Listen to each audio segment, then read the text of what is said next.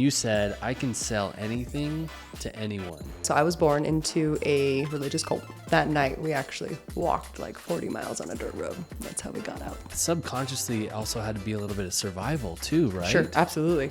This is very different than how I hear a lot of people talk about sales. Silence is a heavy thing in sales. If there isn't a problem to solve, then you're not the solution.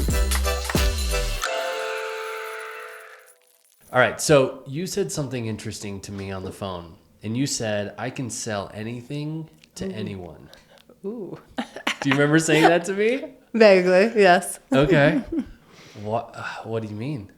Well, so backstory, right? If we're ready, I mean, that's how I developed my superpower. Yeah. Please. So basically I was born into a religious cult, and my religious upbringing was... Wait, before you just run past that at like 500 miles per hour. Yeah. I was born into a religious cult. I just wanted to make sure everybody heard that. Okay, go. Yes, Go yeah. ahead.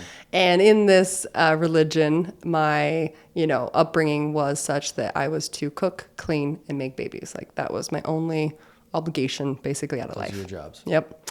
And because my mom was the second wife, my job was actually making babies and like taking care of the babies. So I'd cook and clean every once in a while, but that wasn't like my MO. Like that wasn't what I did and wasn't my expertise, if you will. So I learned how to take care of cute little babies. That was my job, which was fun, right? But so I'm kind of in the middle. I have 22 siblings. I watched 14 of my siblings get married off. So I already knew kind of the pattern, right? By age 11, I already knew that I was preordained to my husband. Like I already knew who I was supposed to be marrying. Like arranged marriage. Yep, it was already ready to go, right? Yeah.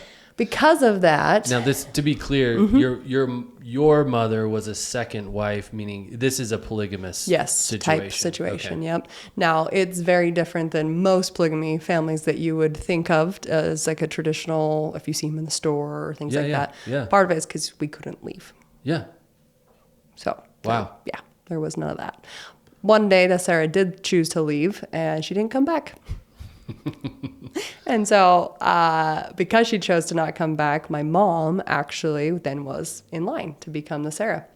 And I remember vividly sitting in this room. It was the night that the ordinance was supposed to happen, or my mom was supposed to be, I guess, ordained or whatever Promoted. it's called. Yeah, promoted, exactly. Yeah. And it was like this whole ceremony, right, that was taking place. And so we were at my dad's house, and we were all sitting there all together as a family. And it was kind of a somber evening. And I could see the excitement in my mom's face. Like I could see that she was very excited. And I was excited too, because that means we could leave. Right? And like go have experiences. And it's not that we actually did leave, but not like we couldn't go do other things. Like we couldn't Disneyland. We couldn't, you know what I mean? Like we could leave and go to the grocery store or something. But, and so I was super excited to have kind of like that normal life, if you will. And unfortunately, the president or the prophet at the time, he had said, I had a vision. And the vision was that Anna, who was like the sixth or fifth wife, is now the Sarah. And my mom lost it. Like she completely came undone. And when this happened, she goes, whoa, I feel very uncomfortable about this. And the only response from the prophet was, Carrie, you are unworthy. You didn't give Ernie a son. So she freaked out. She obviously left into the other room. I follow suit. I was her only child with my dad. Okay. And that caused, she had like 13 miscarriages, all sorts of just, horrible time to even have me. And because of that, she like freaked out. That night, we actually walked like 40 miles on a dirt road. That's how we got out, which was amazing. But this is actually the backstory of how I did develop a superpower. So I got to school finally at 12, and it was such an interesting experience because I was so removed from society, right? Social contracts and social understandings. And so I would speak and people just, make fun of me and bully me and make me feel so dumb because I was so dumb. I had no idea. Yeah. Have you ever seen Waterboy? Yeah. Okay. Yeah. I was the mama boy kid. Like, mama said. Yeah. Like, I was totally that kid. And so I would just get made fun of. So I just stopped talking. and I just became quiet. So for the next 6 years, I just was quiet. And I watched human behavior. I watched human interaction with really no judgment other than just simply, this is happening. Yeah. Not that it's good, not that it's bad. It's just situational. And I got to watch and observe. I think, I mean, it subconsciously also had to be a little bit of survival too, right? Sure, absolutely. Yep. Yeah. Absolutely. Like if I don't learn how to be this, Yep. or, then I won't survive here. And that's such a powerful thing though, because now I look back, right? And I can recognize and really pick out each time. And I went, oh, wow, that taught me this, right? And it did teach me just to watch. And in sales in general, right? All you're watching is what they're doing, how they're thinking, what are their thought process based on how their eye movements are, right? Every little tiny pattern that somebody is making with their body language is a lot. It means a lot. So whether they're speaking at all, I know what's going on in their mind. Yeah. Which is great. And so it gives me an opportunity to be quiet. And when your silence is, it's really heavy. Silence is a heavy thing in sales. Yeah. And if you can learn that timing properly, you can sell almost anything you want. Because he who speaks first loses. Yeah. That's a very, your reaction to me strikes me as a unique reaction to that experience, like growing up in the cult, leaving. Did you deal with bitterness ever? And so this is a valuable lesson. I think that everyone should write this down, right? Write this one down. Contrast brings clarity. Absolutely. So because I watched everything that I didn't want in my life, Yeah. I watched how my mom was treated. I watched how she ran her life. I watched how my sister ran her life. I watched my other siblings that did end up getting out, how they behaved and how they ran their life. It's kind of like the youngest to the oldest sibling, right? When you look at a family, usually the youngest is like, wow, I watched my sibling make a lot of mistakes. I don't need to make those mistakes. Right. I'll be a better kid, right? Sure. And they usually kind of are. I guess that varies, but depending on the parents, that's a long story. But that's kind of a similar thing. Is contrast really does bring clarity, and if you can identify all the things you don't want in life, just do the opposite. Yeah. It's really that simple, right? Yeah. So I just chose to do that instead of being like angry or, pity pot all the time. Like, why is this happening to me? Or why was I born in this scenario? I just chose to be grateful because how awesome that I had this opportunity, Wow. right? Like, just be grateful. I think that's rare. Well, then good.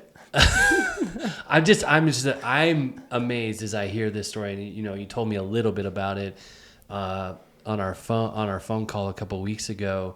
But I don't know. I just think maybe not most, but I think a good portion of people would carry that. Sure. And find bitterness in it. And you used it to create something really meaningful.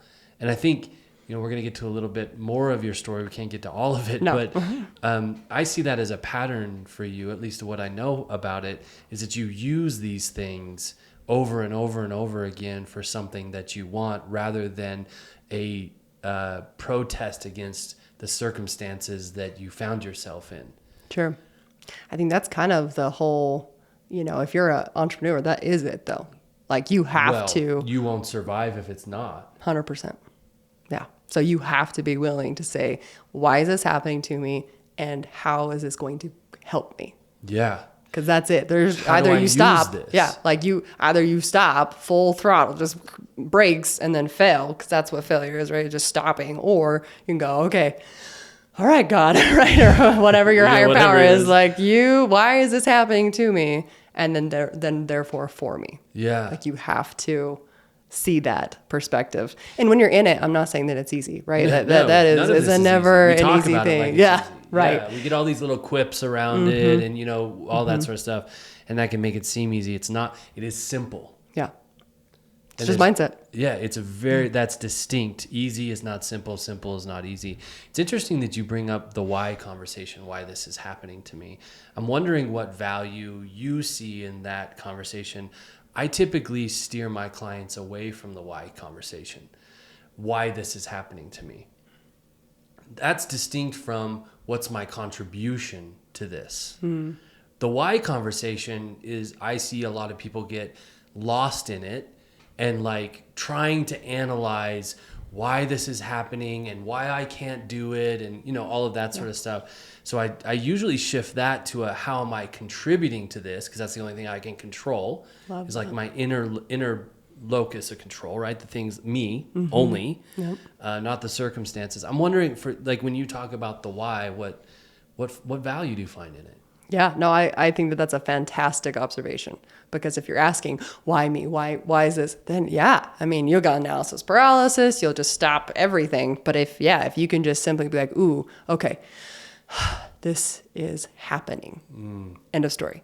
This is just happening. Yeah. That's it. Yeah. There's no more. It's just simply happening. It is just here. It's here. It's happening. So then, therefore, how am I going to use this? Yes, and that's the next step is, and figure out like how am I contributing to it? Yeah. Right. What's my point to own? Because any breakdown, you have a contribution. Now, that's interesting because you were born into this. Right. I don't know what your contribution was, but once you were out, you had all the ability to contribute to whether that perpetuated and whether that controlled you or it didn't, or whether you used it, right? And that's what I'm interested in, is how you used it. So you went silent and you learned to listen, learned to observe human behavior. That's what I'm hearing you say. This is different than a lot of this is very different than how I hear a lot of people talk about sales. Okay. I mean, from my perspective, I hear a lot of people talking about sales in the frame of how to get people to do what you want them to do, rather than observing and listening to what they're doing or what they want. Yeah. Well, and that should be the opposite, right? I mean, one of my favorite books is Psychology of Selling, and by Brian Tracy. He spells it out very clearly, but I think that's why it's one of my favorite books, is because he does talk about the end goal isn't to persuade someone or to convince them or to sabotage a relationship. Nobody likes to be sold, but everyone loves to buy, right? Everyone loves to buy, but they don't want to be sold. And that's the key difference. They feel empowered if they buy something they want. Yeah. Absolutely. And if you meet a good salesperson, you never leave going, oh man, I got scammed. You always go, whoo, like I had to buy. Like I couldn't say no, right? Yeah, you kind of have that feeling. Yeah. Yeah. So I think that's just the perspective change, is recognizing that, you have to solve people's problems. And if there isn't a problem to solve, then you're not the solution. You're not the person. You shouldn't be selling what you're doing, right? But also that means you should be believing in what you're doing. Because if there's a sense of that gut feeling of where you're like, ooh, like this doesn't feel good, and yet I'm forcing this on you, that changes the game too. And it will make it, you don't sleep very well, and I watch that process go down. Thank you so much for joining us here on Founders League. If you want more of the conversation that you just watched, make sure to use the link in the description below. Also, if this video created value for you, please consider liking it, subscribing to the channel, and even commenting, telling us what you enjoyed about it, what you got out of it. Thanks again for joining us. Until next time, peace.